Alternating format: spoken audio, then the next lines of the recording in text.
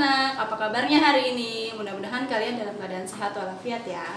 Nah, sekarang bertemu lagi dengan Bunda, kita akan kembali belajar melalui video.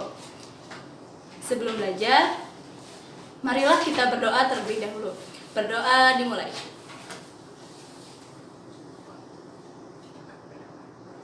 Selesai. Nah, selanjutnya kita akan bersama-sama melakukan tepuk PPK. Ikuti arahan Bunda ya. 1, 2, 3. Tepuk PPK. Religius, nasionalis, mandiri, gotong royong, integritas. Nah, selanjutnya salam PPK. Salam cerdas, berkarakter, menyenangkan, luar biasa, hebat. Nah, anak-anak Bunda, semoga sudah semangat untuk belajar ya, dan tetap semangat. Baik, langsung saja kita mulai pembelajaran hari ini. Kita akan belajar tema 7, subtema 3, pembelajaran kelima. Silahkan kalian buka buku temanya di halaman 122. Nah, di pembelajaran kali ini kita akan membahas mengenai bagian-bagian dari tumbuhan. Kemarin sudah dijelaskan mengenai bagian-bagian tumbuhan. Nah, sekarang Bunda akan menjelaskan mengenai fungsi-fungsi dari bagian tumbuhan tersebut. Di sini Bunda memiliki video yang menjelaskan mengenai bagian-bagian tumbuhan. Silahkan kalian simak videonya ya.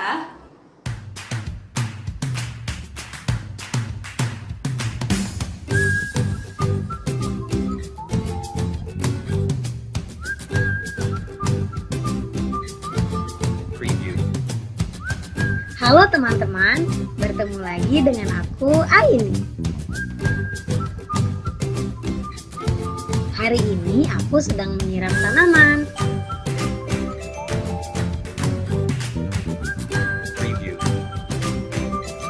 Tanaman harus sering disiram agar tidak cepat layu dan mati. Jangan lupa untuk menyiramkan air ke bagian tanah dan bagian tubuh tumbuhan.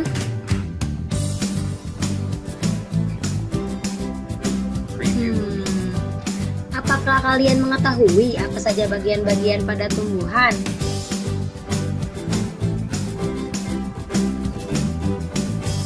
Aha! Kalau begitu, mari kita cari tahu.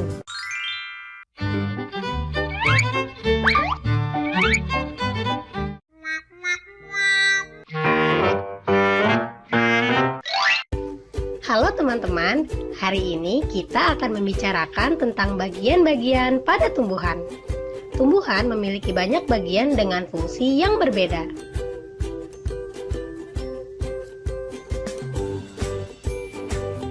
Dua bagian penting pada tumbuhan adalah akar dan pucuk.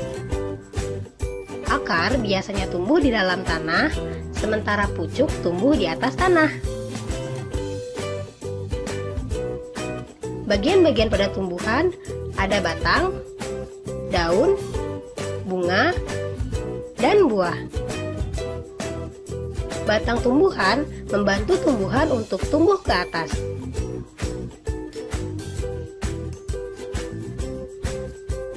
Batang membawa air dan mineral dari akar menuju daun dan membawa makanan yang sudah diolah daun ke bagian tumbuhan yang lain.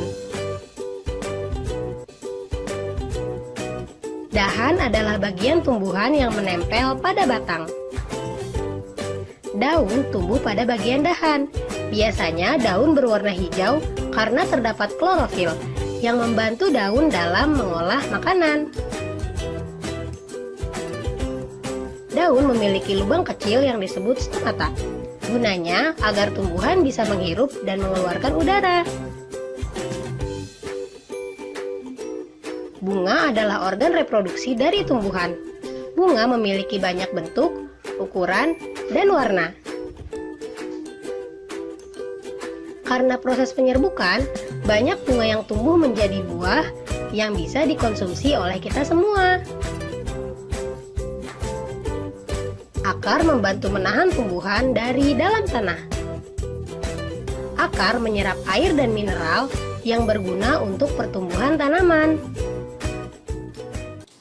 Nah, tadi adalah video mengenai bagian-bagian tumbuhan dan fungsi dari bagian-bagian tumbuhan tersebut. Sekarang Bunda akan menjelaskan mengenai bagian tumbuhan yang dapat dimakan.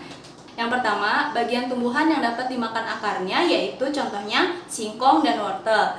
Lalu, bagian tanaman yang dapat dimakan batangnya yaitu sagu dan tebu. Selanjutnya, bagian tanaman yang dapat dimakan daunnya yaitu bayam, sawi.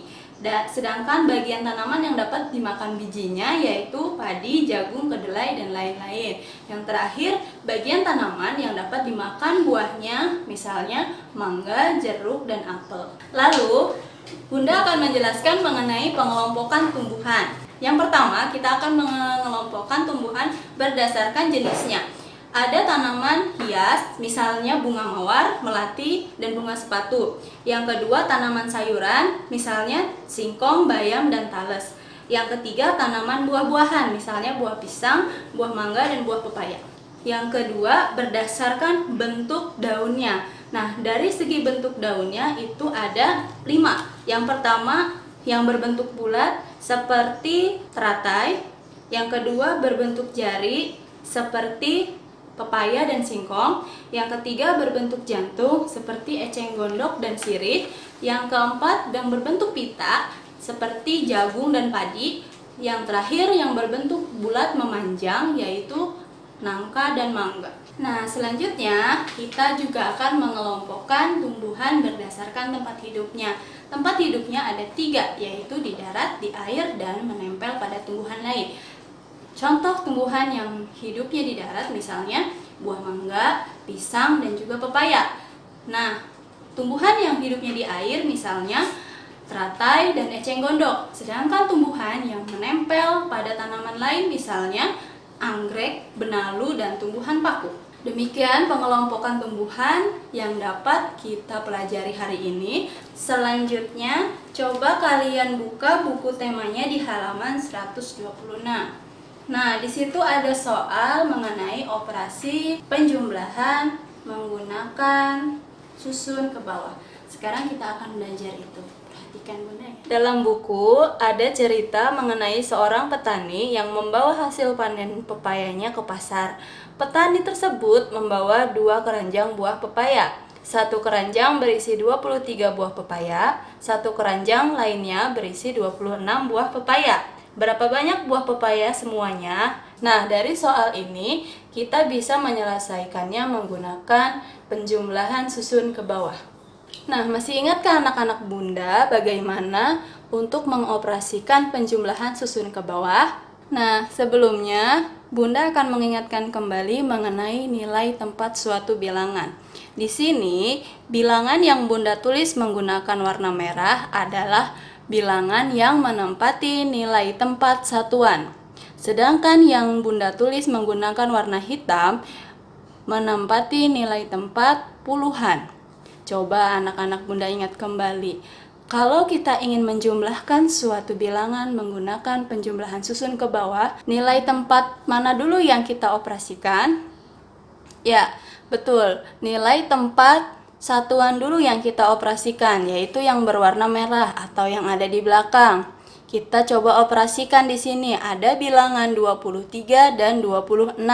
Kita operasikan atau kita jumlahkan dulu nilai tempat satuannya. 3 ditambah dengan 6 berapa? Ya, 9. Kita tulis 9. Angka 9. Selanjutnya kita mengoperasikan nilai tempat puluhan, yaitu 2 ditambah 2. Hasilnya 4. Kita tulis 4. Jadi, nilai penjumlahan dari 23 ditambah 26 yaitu 49. Sudah mengerti? Coba kita selesaikan soal yang nomor 2. Di sini sama seperti tadi. Nilai tempat satuan Bunda tulis dengan warna merah. Sedangkan bilangan yang menempati nilai tempat puluhan Bunda tulis menggunakan warna hitam. Pertama, kita Lakukan operasi penjumlahan yang menempati nilai tempat satuan terlebih dahulu, yaitu 4 ditambah dengan 4. Berapa? 8. Ya, betul, 8.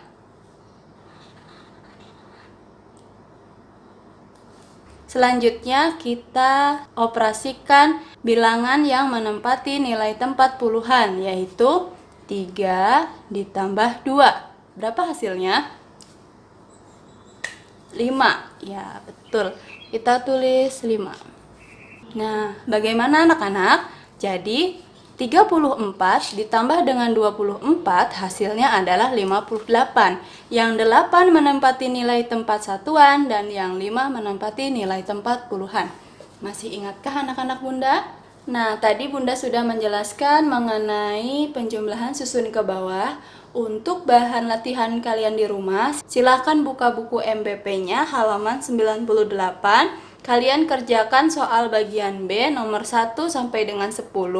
Dan jangan lupa di sisi sini kalian tulis tanggal dan juga hari dan namanya. Demikian pembelajaran hari ini. Mudah-mudahan kalian dapat memahami apa yang Bunda sampaikan.